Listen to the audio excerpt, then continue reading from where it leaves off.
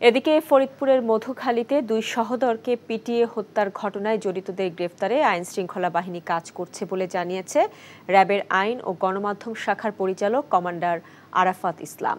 সকালে র্যাবের মিডিয়া সেন্টারে সাংবাদিকদের সঙ্গে মত বিনিময় ও পরিচিতি সভায় আইন ও গণমাধ্যম শাখার নতুন এই পরিচালক এসব কথা বলেন। মাদক মুক্ত সমাজ গঠন, কিশোর গ্যাং নির্মূলে র্যাবের ভূমিকা অব্যাহত থাকবে বলে তিনি জানিয়েছেন। এসব বিষয়ে গণমাধ্যম কর্মীদের সহযোগিতাও চান পরিচালক। এছাড়া আগামী উপজেলা নির্বাচন নির্বিঘ্ন করতে সব প্রস্তুতি সম্পন্ন হয়েছে বলেও তিনি জানান।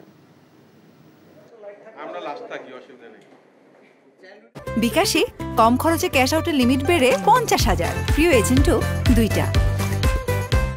একটা অপরাধ ঘটানোর পরে অপরাধী যারা হয়, এটা তো একটা গ্রেফতারের প্রক্রিয়া।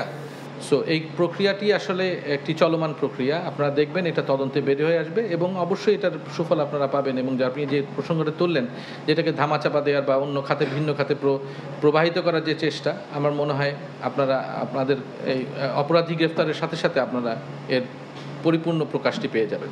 মাদকের ব্যাপারে আমাদের জিরো টলারেন্স এবং কিশোর গ্যাংয়ের ব্যাপারে আমাদের রাষ্ট্রের সর্বোচ্চ মহল থেকে আমরা আদেশ পেয়েছি এবং আমরা কাজ করে যাচ্ছি।